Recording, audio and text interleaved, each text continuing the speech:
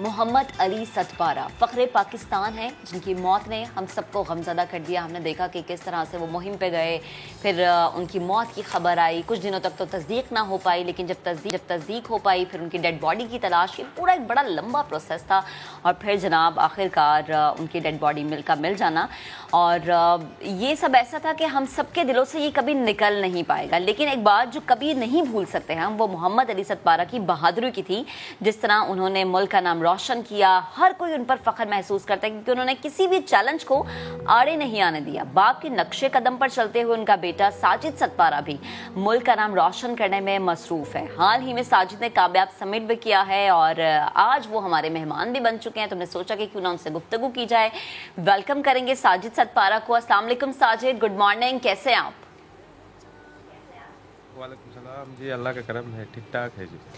अच्छा, मुझे ये बताएं, 2 बार K2 सर करना, फ़ख्रे पाकिस्तान का बेटा होना, और जिस तरह से आपने अपने वालिद की डेड बॉडी की तलाश को अधूरा नहीं छोड़ा, इस चीज़ के लिए आपने मेहनत की, अनथक मेहनत की, और फिर उसके बाद हमने आपका देखा कि आपका जिस तरह से आपको सुकून मिला एक दिल का, कि आपने कहा कि नहीं, जब तक डेड बॉडी नहीं मिल जाएगी मैं चैन से नहीं बैठूंगा।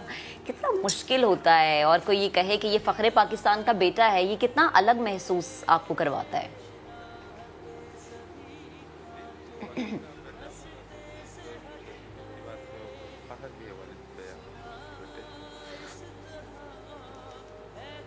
ठीक, हमारे साथ साजिद सतपारा मौजूद है, उनसे गुफ्तगू भी करेंगे। बहुत से लोग इस पे सवाल ज़रूर उठाते हैं कि जी क्या मिलता है पहाड़ों पे। तो साजिद भाई एक बार फिर हमारे साथ मौजूद हैं। कई बार ये सवाल होता है क्या मिलता है इन पहाड़ों पे, तो पहाड़ों से क्या करें अगर मोहब्बत ही हो जाए, और उस मोहब्बत का अमली सबूत आप हैं। साजिद भाई, ज़रूर हम अली भाई की भी बात करेंगे। सबसे पहले हम चाह रहे हैं कि आप अपना ज़रा एक्सपीरियंस बताएं कि K2 सर करना, दुनिया की मुश्किल तरीन चोटी, कैसा एक्सपीरियंस रहा आपका? जी, K2 दुनिया की एक मुश्किल तरीन चोटियों में से है और दुनिया की दूसरी बुलंद तरीन चोटी है। तो पहाड़ों पर चढ़ना एक प्रोफेशनल और जो एक हिसाब से स्पोर्ट है, एक्सट्रीम स्पोर्ट क्लाइंबिंग। तो ये एक बहुत रिस्की काम है, इसमें बहुत से मुश्किलात भी होती है। तो ये प्रोफेशनल क्लाइंबिंग करते थे हम पहले, तो माउंटेन्स में गाइडिंग करते थे जो फॉरेनर्स और यूरोपियन जो क्लाइंबर्स आते हैं। तो वालिद भी एक मशहूर कोह पैमा थे, तो एक एक्सट्रीम किस्म का स्पोर्ट है एक हिसाब से माउंटेनियरिंग। बिल्कुल। अच्छा साजिद भाई, हम ये ज़रूर आपसे पूछेंगे कि अब आपका नेक्स्ट मिशन क्या है, लेकिन हम ये देख रहे हैं कि अली भाई ने जिस तरीके से, और अली भाई से पहले भी जो हमारे लेजेंड माउंटेनर्स थे, उन्होंने जिस तरीके से कोपैमाई की पाकिस्तान में बुनियाद डाली, अब बहुत सारे लोग हैं कोपैमाई की ये जो रिवायत है ना, वो अब हुंजा, गिलगित, स्कर्दू, गोजाल, यहाँ से निकल के अब लाहौर तक और कराची तक भी आ गई है। सेहरा इसका ज़रूर आपको जाता है। कैसा फील होता है कि जब आप ये कर रहे होते हैं और आप देखते हैं कि अब हमें भी इसको फॉलो करने लोग आ रहे हैं?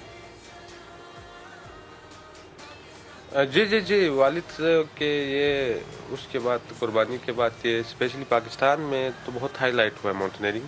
तो बहुत से लोग इसकी तरफ आ रहे हैं और बहुत इंटरेस्टेड है कुछ लोग। तो बहुत से क्लाइंबर्स भी हैं पाकिस्तान में अल्हम्दुलिल्लाह, स्पेशली हमारे जीबी के कुछ फेमस क्लाइंबर भी है। तो इंशाल्लाह मैं भी अपने वालिद का जो मिशन है उसको आगे लेके चलूँगा, और मेरा मिशन है, प्लान्स भी है, जो दुनिया की 14 बुलंद तरीन चोटियाँ हैं उनको विदाउट ऑक्सीजन क्लाइंब करूँ, और इंशाल्लाह ये मेरा मिशन है। यानी 8000 से बुलंद जितनी भी चोटियाँ, एम आई राइट, यही मिशन है? जी। क्लाइंबिंग में ये कि मुख्तलिफ क्लाइंबिंग होती है, इसमें विद ऑक्सीजन भी क्लाइंबिंग होती है, और जो रियल और स्पेशल जो क्लाइंबिंग होती है विदाउट ऑक्सीजन, जो कुछ मखसूस क्लाइंबर्स क्लाइंब करते हैं। तो इंशाल्लाह मेरा मिशन है दुनिया की जो 14, ये वर्ल्ड सबसे जो बिगेस्ट अचीवमेंट है माउंटेनियरिंग की, अगर कोई बंदा विदाउट ऑक्सीजन 14 माउंटेन्स को क्लाइंब करें तो ये क्लाइंबिंग की वैल्यूएबल वो होती कितनी है। इंशाल्लाह मेरा मिशन है कि कितनी आप जो पीक्स हैं उनको विदाउट ऑक्सीजन अभी तक कर चुके हैं?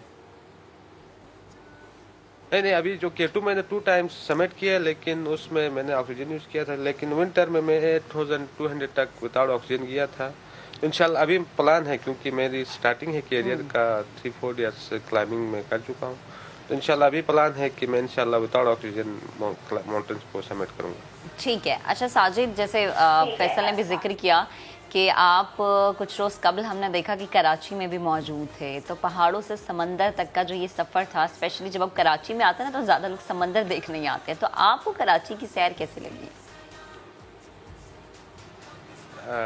जी जी, आप रिपीट करेंगी तो थोड़ी आवाज़ कट जी, गई मेरी आपकी। आवाज़ अगर आप तक पहुंच पा रही है, मुझे बताएगा कि कराची का सफ़र, कराची की सैर कैसी लगी आपको, कैसा पाया आपने कराची को?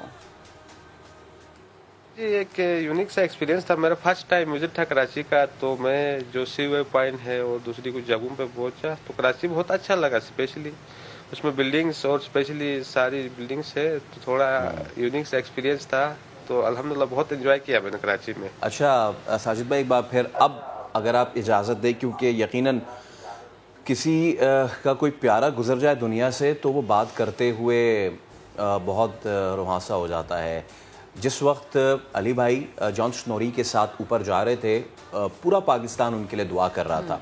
जिस वक्त वो लापता हुए तो उस वक्त भी आखिरी दिन तक यकीन मानिएगा, और हम यहाँ बैठ के भी, me as a base camper भी, हम यही दुआ कर रहे थे। हमें उम्मीद थी, क्योंकि उस शख्स का एक जुमला मुझे याद है और हमेशा याद रहेगा कि अगर मैं कभी पहाड़ों में खो भी जाऊं तो फिक्र ना करना, मैं कमरा बना के वहीं रह लूँगा। ये वो एक स्ट्रेटेजिक बात थी कि जब कोई इस तरह की चीज़ होती है तो हम इग्लू बना के वहाँ पे रह लेते हैं और कुछ दिन तक तो सर्वाइव कर सकते हैं। साजिद भाई, कई बार आपने ज़रूर ये चीज़ डिस्कस की होगी मुख्तलिफ़ टेलीविज़न स्क्रीन्स पे, मुख्तलिफ़ प्रोग्राम्स में। हम चाहते हैं कि अगर आप शेयर हमसे करना चाहें तो ज़रूर कीजिएगा कि क्या हुआ था उस दिन जब आप जा रहे थे, क्योंकि बड़ी इस हवाले से कुछ डाउटफुल चीज़ें हैं कि आप पहुंच गए थे या फिर पहले वालिद पहुंचे थे स्नोरी के साथ और आपको उन्होंने ऊपर आने से मना कर दिया था। क्या हुआ था?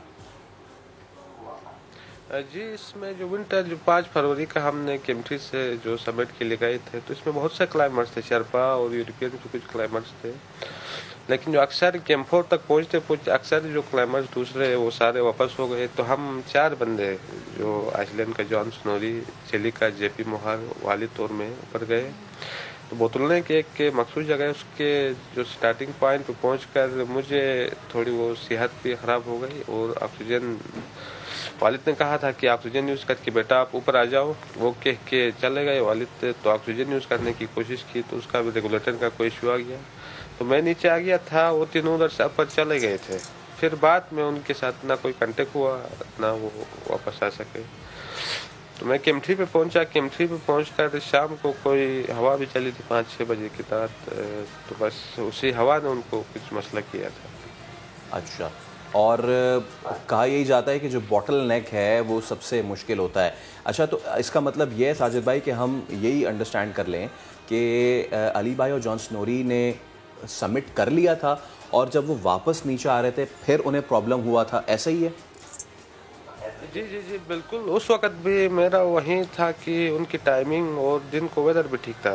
सुबह 9-10 बजे मैं बोतलनेक से नीचे आया था, वो तीनों ऊपर चले गए थे।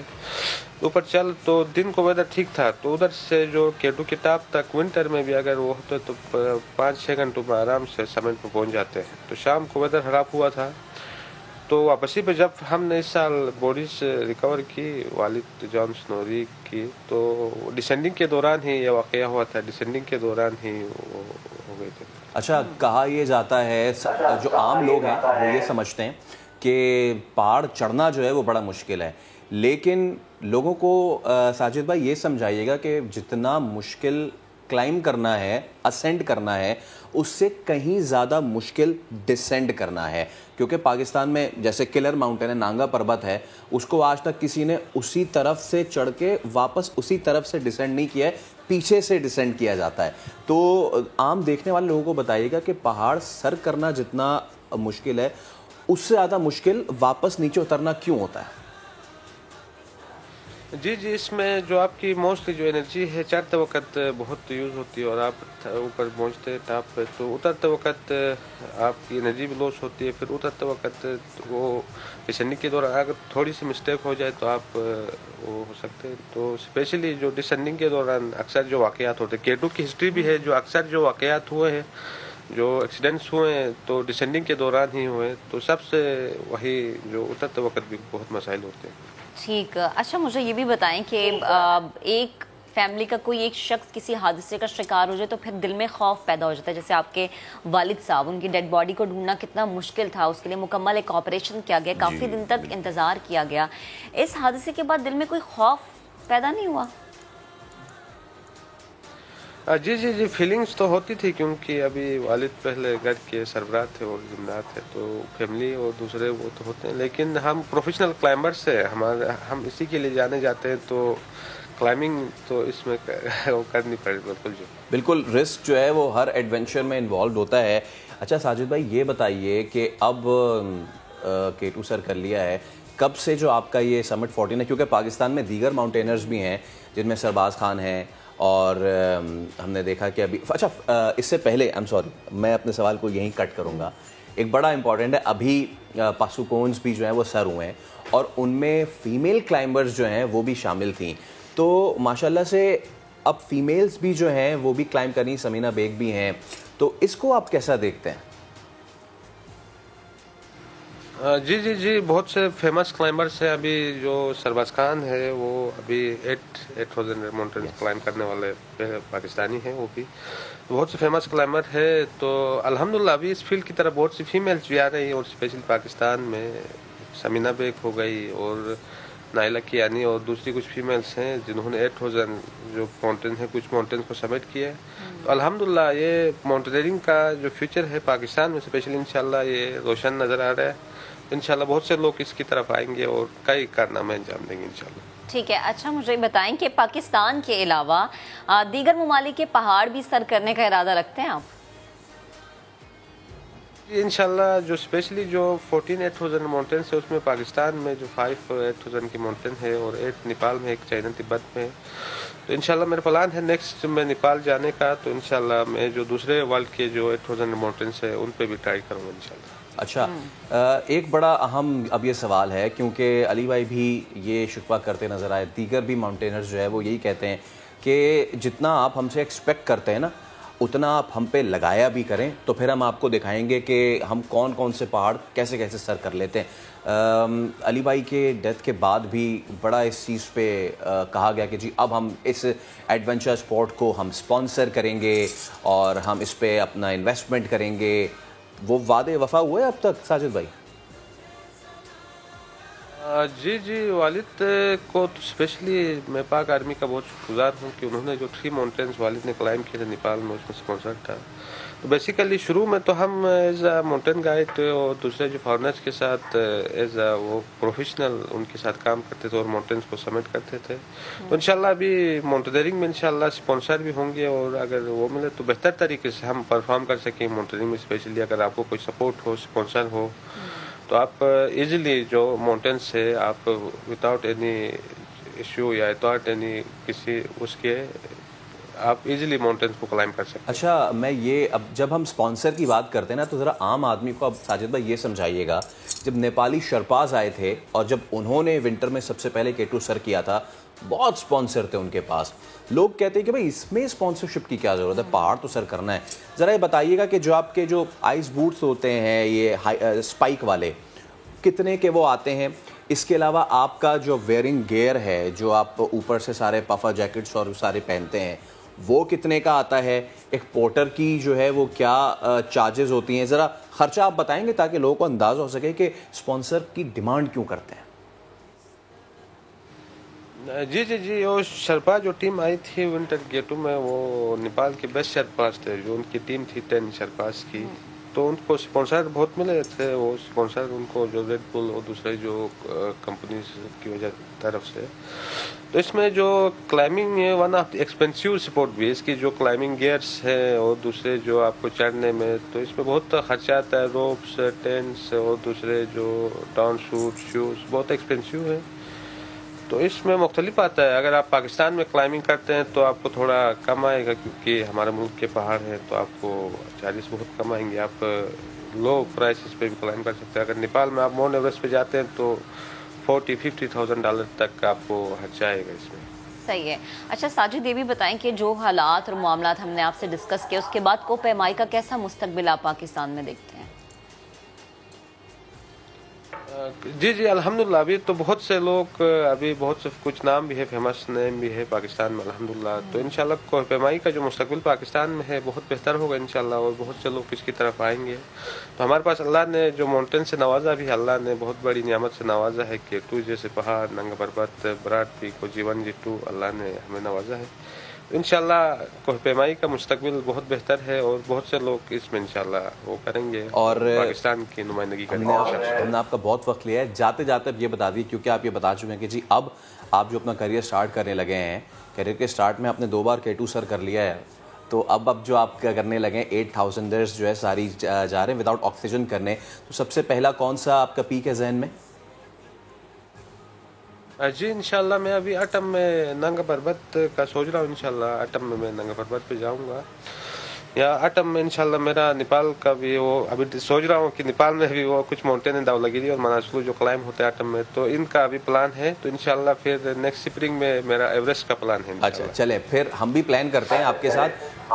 सर तो नहीं कर सकते पहाड़, लेकिन कम से कम या तो एवरेस्ट के बेस कैंप या नांगा पर्वत के बेस कैंप चलते हैं आपके साथ। बहुत शुक्रिया साजिद सतपारा हमारे साथ मौजूद थे।